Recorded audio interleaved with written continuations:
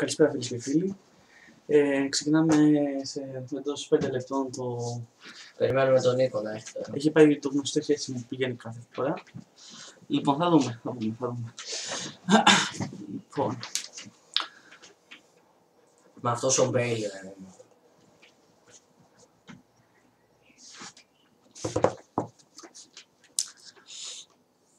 Εντάξει, κουμπλέ. Τους πήρε έφυγε. Ναι, κουμπλέ.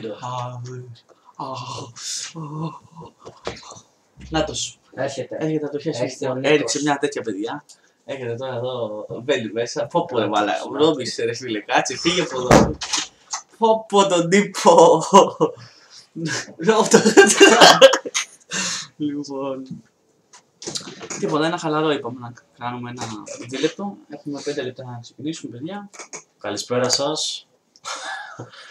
Σήμερα ανυπομονούμε, πες το εσύ αφού γουστάρεις τρελά.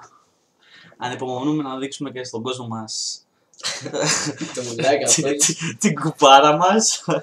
Λοιπόν, Νερό μου φέρες. ναι ρε. Πού ρε. Ναι, λαγαδόκια. Να μαλαγά δεν φαίνομαι. Πού την έχεις πάει. Ναι, όχι, είναι πιο μικρό αυτό συγκεκριμένο. Θα ανοίξουμε το Ποιο? μεγάλο, θα δεις, καταλάβεις.